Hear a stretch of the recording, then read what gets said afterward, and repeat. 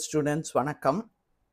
இப்போ பாருங்களேன், இப்போ நியூ சிலபஸ் என்னன்னு பாருங்க. இதுதான் unit 1 basics of computer, unit 2 வந்து operating system MS Windows and Linux, unit 3 வந்து word processing MS Office and Open Office Writer. அதான் எம்எஸ் வேர்டோட பேர் தான் ரைட்ரு.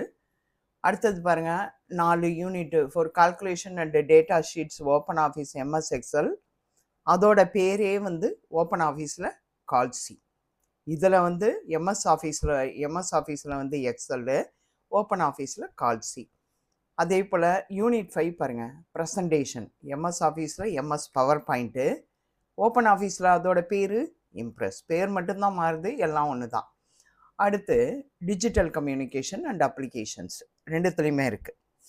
அடுத்து வந்து இ ஆஃபீஸ் அப்ளிகேஷன், இது தான் இப்போ நமக்கு வந்து புதுசாக சிலபஸ் கொடுத்துருக்குது. அடுத்தது பாருங்கள், இதோட வெயிட்டேஜ் எப்படின்னு பார்த்தீங்கன்னா, எம்எஸ் ஆஃபீஸு வெயிட்டேஜ் அப்படின்னு பார்த்துக்குறோம். இப்போ preferable open office first MS office MS word தான். எம்எஸ் வேர்டுங்கிறேன், எம்எஸ் ஆஃபீஸ் எடுத்துக்கணும். அதில் வேர்டு, எக்ஸல், பவர் பாயிண்ட்டு அவ்வளோதான் சொல்லியிருக்காங்க. அக்சஸ் நமக்கு கிடையாது. இது எம்எஸ் ஆஃபீஸு. அடுத்தது ஓப்பன் ஆஃபீஸ் சோர்ஸில் பாருங்கள், 3 ஆப்ஷன். லிபர் ஆஃபீஸும் நடத்தலாம், ஓப்பன் ஆஃபீஸும் எடுத்துக்கலாம், டபிள்யூபி ஆஃபீஸ் எது வேணாலும் எடுத்துக்கலாம். எல்லாம் ஒரே மாதிரி தான், ஓப்பன் ஆஃபீஸ் மாதிரியே மற்றதும் இருக்கும். த வெயிட்டேஜ் ஆஃப் தியரி இப்போ பார்த்தீங்கன்னா இதுதான் எக்ஸாமுக்கான சிலபஸ். வெயிட்டேஜ் ஆஃப் தியரி பார்த்தீங்கன்னா, தியரி எக்ஸாமினேஷனில் எம்எஸ் விண்டோஸும் மைக்ரோசாஃப்ட் விண்டோஸும் மைக்ரோசாஃப்ட் ஆஃபீஸும் 70%. முன்னாடியும் அப்படி தான் இருந்தது ஸ்டூடெண்ட்ஸ், அதே மாதிரி தான். லினக்ஸும் ஓப்பன் சோர்ஸ் ஆஃபீஸும் வந்து 30%. முன்னாடியும் அதே தான். அந்த ஓப்பன் சோர்ஸில் தான் வந்து ரைட்டரு, கால்சி, இம்ப்ரெஸ். ஓகேங்களா? பேர் மட்டும்தான் அதில் வேர்டு, எக்ஸல், பவர் பாயிண்ட்டு. இது வந்து வெயிட்டேஜ் பாருங்கள், தியரிக்கு 70%, 70 மார்க்குக்கு. அது மிச்சம் 30 மார்க்குக்கு தான் லினக்ஸும் இதுவும் கலந்து. இந்த வெயிட்டேஜ் ஆஃப் ப்ராக்டிக்கல் எக்ஸாமினேஷனில் பாருங்கள் எப்படி கொடுத்துருக்காங்கன்னு. இ ஆஃபீஸ் அப்படியே 50 மார்க்குக்கு, எம்எஸ் ஆஃபீஸும் ஓப்பன் ஆஃபீஸும் சரி ஈவன். இதுலேயும் ஒரு நல்ல பெரிய கொஸ்டின், சின்ன கொஸ்டின் எப்படி கேட்குறாங்கன்னு தெரில. ஓப்பன் ஆஃபீஸ்லேயும் அதே மாதிரி. அதோட வெயிட் எவ்வளோன்னா 50%, பாதிக்கு பாதி. அப்போ வேர்டு, எக்ஸல், பவர் பாயிண்ட்டும் கரெக்டாக இருக்கணும், நல்ல தரவாக இருக்கணும். ரைட்டரு, கால்சி, இம்ப்ரெஸும் தரவாக இருக்கணும் ஸ்டூடெண்ட். அதுதான் ஸ்டூடெண்ட்ஸ். இ ஆஃபீஸுங்கிறது வந்து இன்னும் அவங்க வந்து இது கொடுக்கல, நோட்ஸ் எல்லாம் டோட்டில். அது அவங்க செஞ்சுருவாங்க. எப்படி செஞ்சுருவாங்க அவங்களுக்கு தெரியும். ஓகே ஸ்டூடெண்ட்ஸ், இப்போ வந்து இப்போ ஓப்பன் ஆஃபீஸ் இதுவரையிலும் நான் சொல்லியே கொடுக்கல. இப்போ ஓப்பன் ஆஃபீஸில் என்ன பண்ணணுன்றதை நான் சொல்லித்தரேன் ஸ்டூடெண்ட்ஸ். இதில் என்ன, இது தான் இப்படி இருக்குது பார்த்தீங்களா? இந்த சிம்பிள் போட்டு இருக்கிறத டபுள் கிளிக் பண்ணிக்கோங்க. இதுதான் ஓப்பன் ஆஃபீஸ். ஓப்பன் ஆஃபீஸில் பாருங்கள், ஓப்பன் ஆஃபீஸ் அப்பாச்சி, இது ஓப்பன் சோர்ஸ் தான். இதில் பார்த்தீங்கன்னா என்னென்ன இருக்குதுன்னு பாருங்கள். டெக்ஸ்ட் டாக்குமெண்ட்டு, அடுத்தது ஸ்ப்ரெட்ஷீட்டு, அதுதான் எக்ஸல்லு, ப்ரெசன்டேஷன். இதெல்லாம் நமக்கு கிடையாது ஸ்டூடெண்ட், இப்போதைக்கு இதெல்லாம் கிடையாது. டெம்ப்ளேட் எடுத்து அடிக்கணுன்னா அடிக்கலாம், அவ்வளோதான். இப்போ ஃபஸ்ட்டு எடுத்தோடனே டெக்ஸ்ட் டாக்குமெண்ட் பார்ப்போம். டபுள் கிளிக் பண்ணிக்கிறோம், ஓப்பன் ஆகிடுது. இப்படி தான் ஸ்டூடெண்ட் இருக்கும். இதையும் கண்ட்ரோலை பிடிச்சி பெருசு பண்ணலாம், சின்னது பண்ணலாம், எது வேணாலும் பண்ணிக்கலாம். இப்படி அழகாக இது மாதிரி தான். அது ஸ்கேல் மாதிரி, ரூலர் மாதிரி வந்துடும். முக்கால்வாசி சேம் அது மாதிரி இருக்கும். சில இதெல்லாம் எம்எஸ் ஆஃபீஸில் ஒர்க் ஆகிற மாதிரி இதில் ஒர்க் ஆகாது. இது ப்ராப்பர்ட்டிஸ் விண்டோ. இது அதே போல் நம்ம என்னென்ன வேணும் அப்படின்னா பெயிண்ட்டு அது இதெல்லாம் எடுத்துக்கலாம். இதுவும் எல்லாம் பேஜுக்கு தகுந்த மாதிரி எல்லாம் செட் பண்ணிக்கலாம். அதுவும் இங்கே இருக்குது. ஃபார்மேட்டிங் டூல் பார் மாதிரியே இருக்கும்.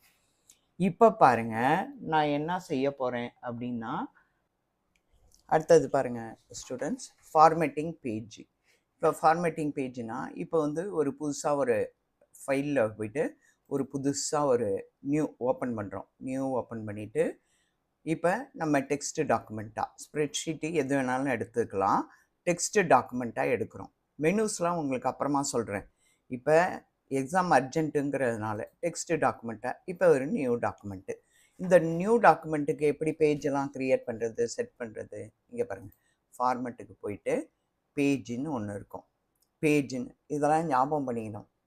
நான் அதில் சொன்னேன், எடிட்டில் போயிட்டு என்ன இருக்குது அப்படின்னா ஃபைண்ட் அண்ட் ரீப்ளேஸ் இருக்குது, ஆட்டோ டெக்ஸ்ட் இருக்குது.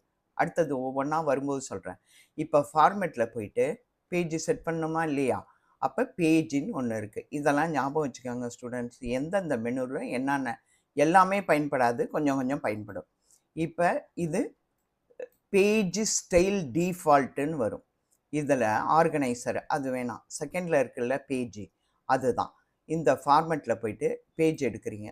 நிறைய பேஜ் இருக்கும். A4, A3, 10 என்வலப்பு, அப்புறம் எல் என்வலப்பு, அது மாதிரி எல்லாம் யூசர், இந்த மாதிரிலாம் நிறையா இருக்கும். Legal, letter. நமக்கு மெயினாக பயன்படுறது வந்து லீகலு, அதாவது A4ஓட விட சின்னதாக இருக்கும் லெட்ரு, A4ஓட பெருசாக இருக்கும் லீகலு. அப்புறம் பார்த்தீங்கன்னா A4, A5, A6, நம்ம A4னே எடுத்துப்போம். வித்து அதோட நம்ம அடிக்க இங்கே ப்ரீவியூ காட்டிக்கிட்டே இருக்கும். இப்போ வித்து எவ்வளோ அப்படின்னு பார்த்தீங்கன்னா நம்ம குறைக்கணும், கூட்டணும், எது வேணாலும் வச்சுக்கலாம். அதோட அகலம், ஹைட்டு எவ்வளோ இருக்கும் அப்படிங்கிறது. அதே போல் போர்ட்ரேட்டா லேண்ட்ஸ்கேப்பா? இப்போ போர்ட்ரேட்னால் அந்த பாருங்கள் இப்படி இருக்கும் ஸ்ட்ரைட்டாக, லேண்ட்ஸ்கேப்னா இப்படி வந்துடும். இங்கே பாருங்கள் மாறிக்கிச்சா? எது வேணுமோ வச்சுக்கணும். போர்ட்ரேட்டா, லேண்ட்ஸ்கேப்பா? அப்புறம் வந்து மார்ஜின்ஸ் செட் பண்ணணும். மார்ஜின்ஸ் பாருங்கள், இதெல்லாம் கூட விட்டுருங்க, இதெல்லாம் வேண்டாம். இப்போ லெஃப்ட்டு மார்ஜின் எவ்வளோ குறைக்கணுமா? இப்போ குறைச்சிங்கன்னா அங்கே இதை பாருங்கள் குறையுதா? லெஃப்ட்டு. அடுத்தது ரைட்டு பாருங்கள், ரைட்டை குறைங்க. ரைட்டை குறைச்சிங்கன்னா அங்கே பாருங்கள் குறைஞ்சிக்கிட்டே போதா? டாப் பாருங்கள், டாப்பு நீங்கள் கூட்டி வைக்க இங்கே பாருங்கள் உங்களுக்கு சொல்லி காமிக்கிறேன். இங்கே பாருங்கள் கூட்டுதா? இப்போ அதே பாட்டம் வந்து குறைக்கிறீங்க, குறைஞ்சிக்கிட்டே போதா? அடுத்தது நீங்கள் ஓகே கொடுத்துடணும் ஸ்டூடெண்ட். இதுதான் உங்களுக்கு பாருங்கள் நம்ம பேஜ் செட் பண்ண அளவுக்கு கர்சர் வந்து நிற்கிதா? இப்போ பாருங்கள் ஸ்டூடெண்ட், உங்களுக்கு புது ஒரு நீங்கள் அடிக்கிறதுக்கு ஒரு பேஜ் செட் ஆயிடுச்சு ஸ்டூடெண்ட்டு. இனிமேல் அடுத்த வீடியோவில் இந்த பேஜில் என்னென்ன பண்ணணும் அப்படிங்கிறது நான் சொல்லித்தரேன் ஸ்டூடெண்ட். Thank you student.